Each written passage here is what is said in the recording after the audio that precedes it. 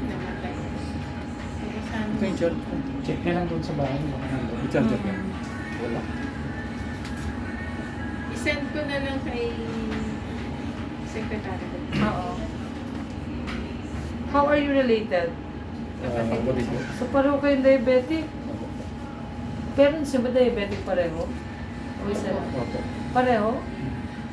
Ikaw, kailan ka pa diabetic, Carlo? Ano? Nanauna siya. Nauna siya.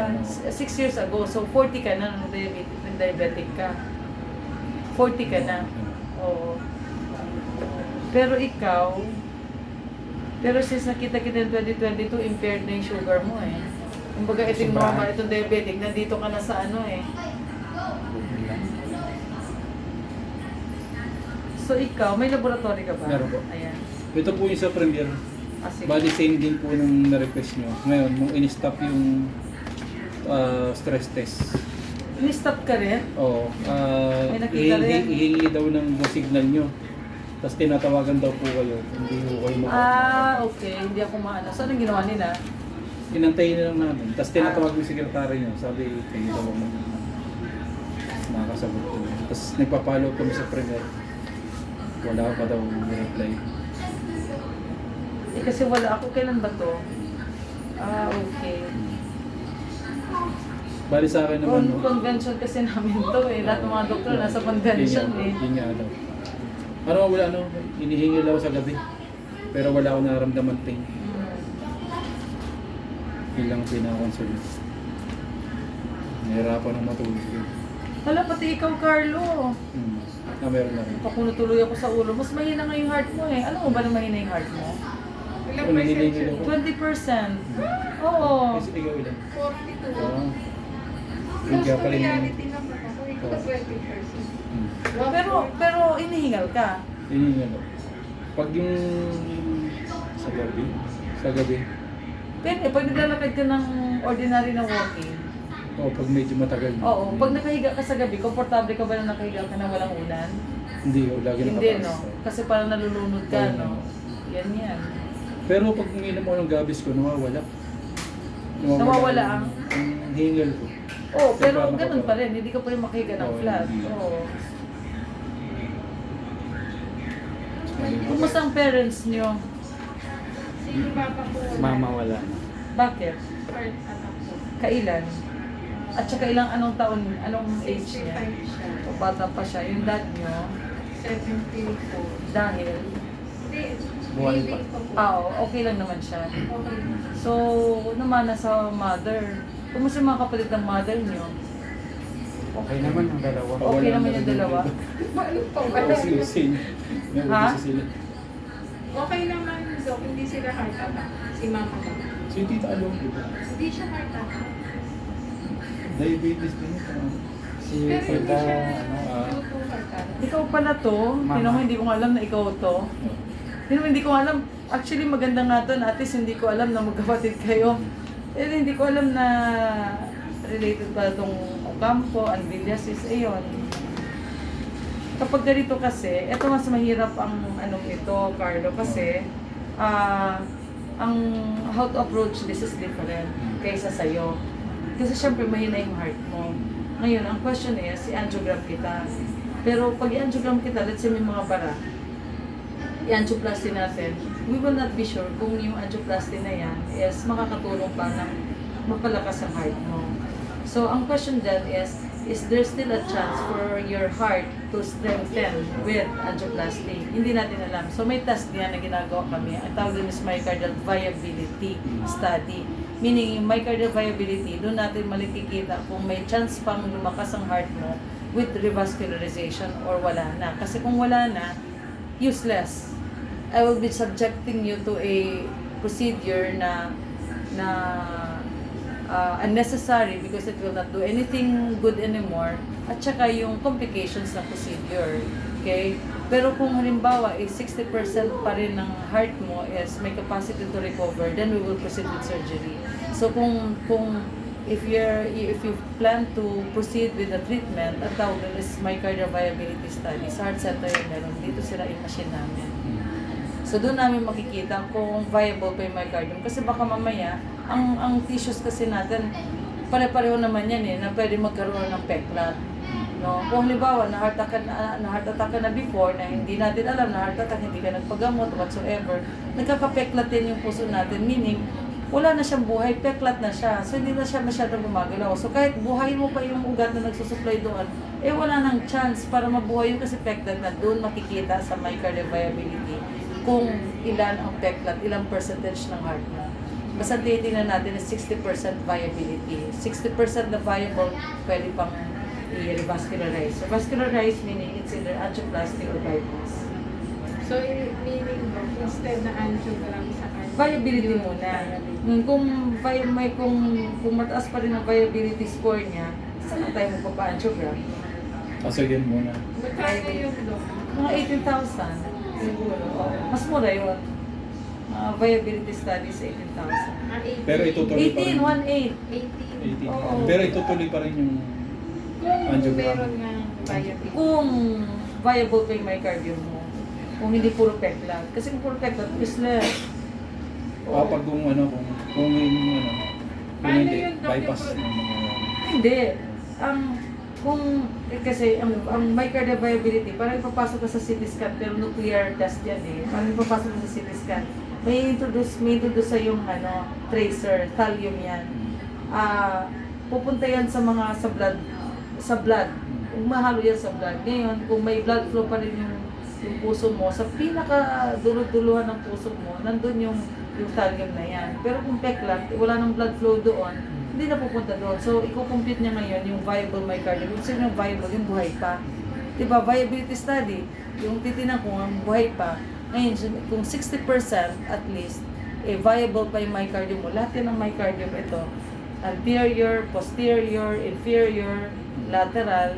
Kung 60% of myocardium is viable, you will benefit from revascularization. Meaning, revascularization either angioplasty or bypass.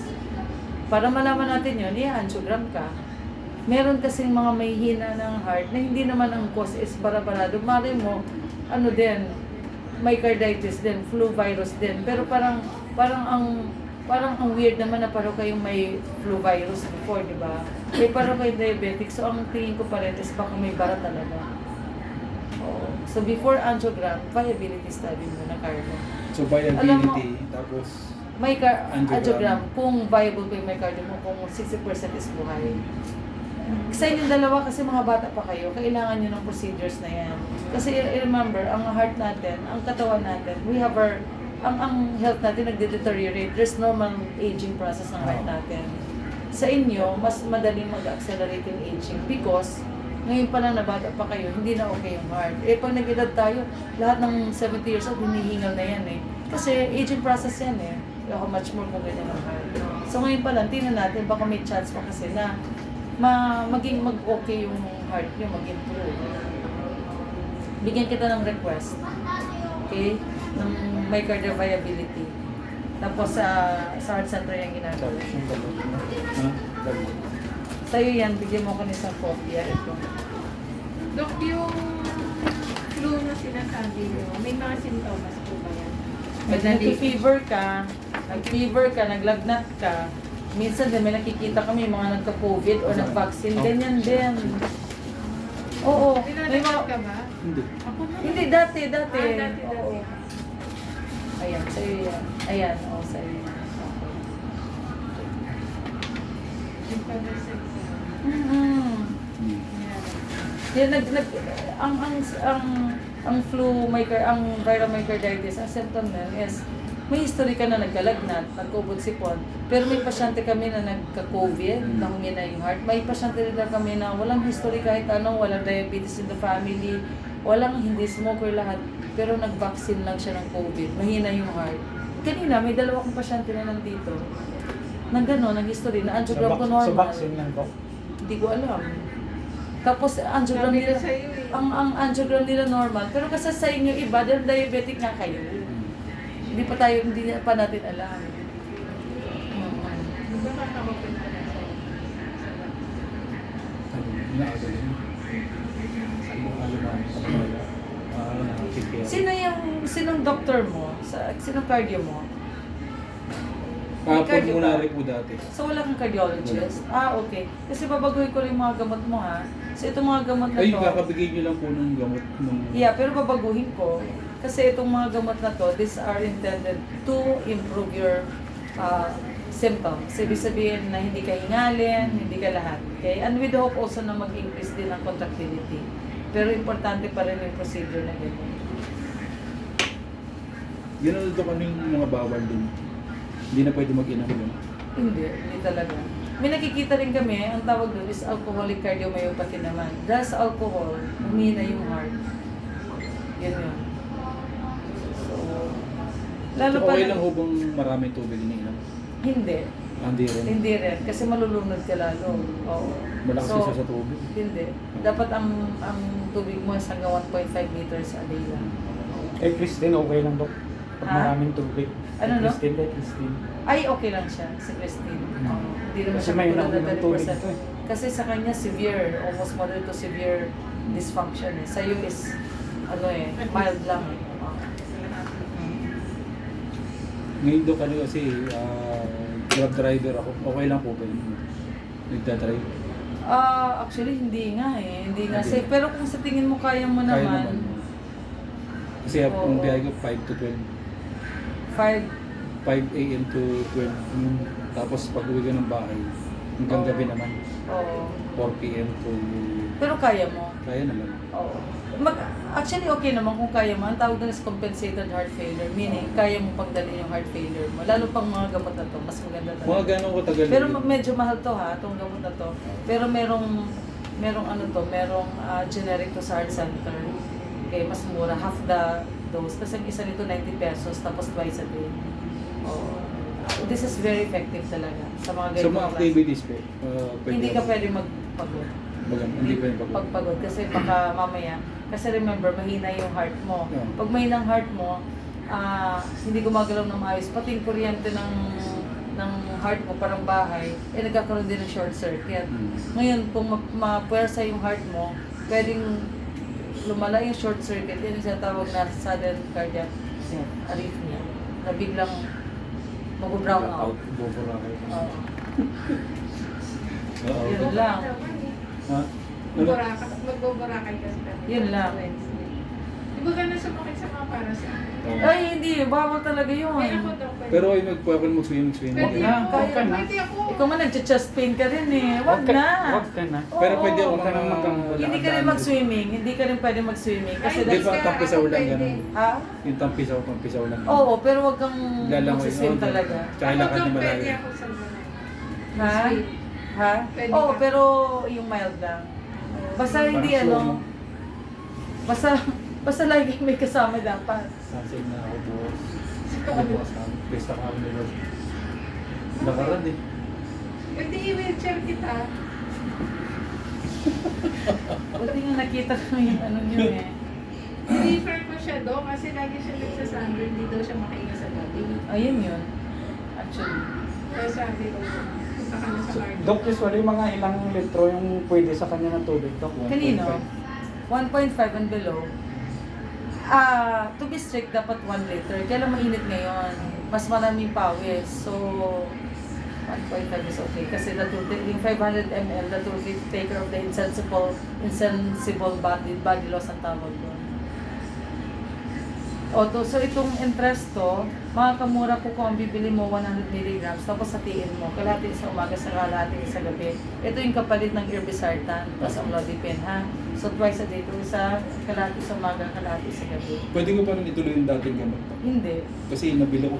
Hindi, wag na muna, ito na muna. Saka na lang yan, ha? Mas importante itong mga gamot. Gano'n po tagal pa bago ako ano yun? Yung 18,000? Eh, nasa sa'yo, pwede na bukas eh. Oo, asap yun. Asap. Yeah. Dok, pwede ba ako magpa-2DA ko dito? To ano lang? Mas magandang to the echo doon kasi dito. Mas magagaling yung attack doon. Kasi cardiovascular, cardiovascular clinic, laboratory. Magagaling doon. Ang mga tech doon, magagaling. Tatawag sa doktor kung may nakita silang abnormality. Tumawa po sila. Oo, magagaling yung mga tech doon kasi matatagal na sila at saka magaling talaga ang ano doon. Para siyang heart center, kaya lang outside of heart center siya. Kaya whether here or there, mas maniniwala ako sa ano kasi tech dependent ang to the echo eh. Technician dependent. So tuloy mo lang yung ano mo, tuloy mo lang yung para sa diabetes mo, ha? Ito lang Yung yung Jordans. or Jergens, na twice a day. Pero Not for me. nangyayari ka ba kanina? Hindi naman. Ito, bakit may ganyan? Ito ugat. We will take care of that later na lang, yung heart muna. Kasi lahat yan affected talaga. Lahat ng Sa ugat. basketball kasi. Oo. Tsaka nagbabasa. Ang dami ko ng pasyente na naputulan ng paa, pupunta sa akin, bulok na yung paa. Kasi kung ano yung nangyayari sa puso, mangyayari yan sa brain, sa kidney, sa paa. Lahat yan eh. Ano yan eh? Generalized systemic disease and diabetes. So, I will, hard mo lang as a question natin kasi okay naman yung paa niya ngayon. Ito ha, medyo, tapos meron kang ano, meron kang blood thinner. Sabi ba yung doc mga 2 weeks from now? Ha? 2 weeks from now. Ang ano? Yung pagawa. Oo, Yung pwede. Oo, sige. Okay, kung yan ang ano mo eh.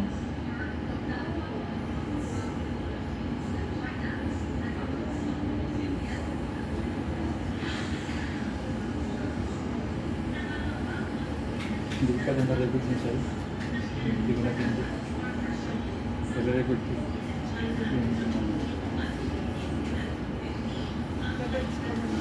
Hindi pa kayo sa siblings.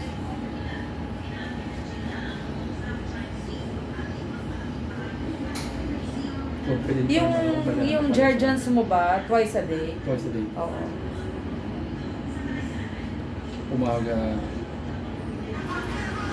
Hindi Gabi. lang ako makain.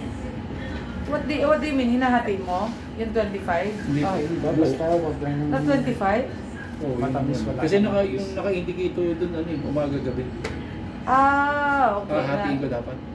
Na 12.5 o hatiin mo. So marami ka pa eh. O hatiin mo yung 25 milligrams. Hindi, ibuo mo na. Ibuo mo na ito. Pero ha? once na lang. Oo, once a day. Umaga po. Naka-metformin ka, di ba? Oo. 1,000 milligrams, di ba? Yung ito po yung ano. Nandiyan ba yung reseta? Oo, Kundi dito po. ang tawag kasi dito is maximum medical management. Ibig sabihin, ito yung pwede ko ibigay sa'yo na talagang napaprotect yung... yung pag-refluxin with metformin kasi eh. Oo, yun ang pala. Jergens duo ka pala. Kakatiin pa nito. Hindi na. Mabuo siya umaga hapon Oo. gabi. Oo. Okay. Thank you.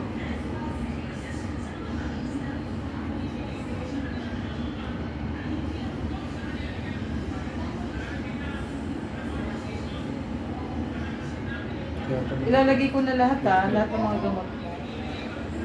Pero kaya ko. Yung ano, kaya mo po kasi yung puso. Kasi yung 20%. Pag stress do. Stress. Hindi pwede yan, ng mga stress, all kinds of stress. Hindi yung trabaho ko. Yun na nga. Ako rin. Mainit yung ulo ko, yung drive. Hindi ko Sige na hindi sige. ko na-stress. At saka, ang sakit sa puso kasi traitor na sakit yan. You will be okay ngayon, pero hindi mo alam. Kasi, ang hina, 20% is really low. Ito ha, ito yung, Carlo, ito yung pinakagamot mo. So, 1, 2, 3, 4, 5, 6, 7, 8. Importante ito. Itong Entresto, ito yung para sa heart mo at saka sa blood pressure. 1/2 sa umaga, 1/2 sa gabi. Ito yung pinaka-importante gamot ha. And then, Nebivolol para sa heart din yan. Sa umaga yan. Okay? Atorvastatin, cholesterol.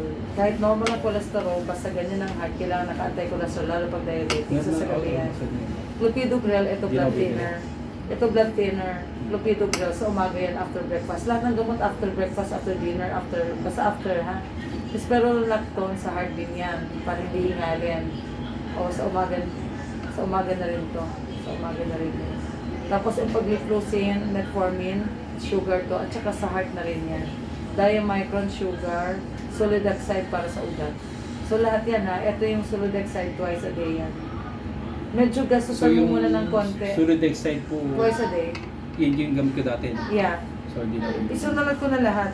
Inumin mo lang to muna habang hinihintay natin yung result ng viability study mo. Ito yung viability study.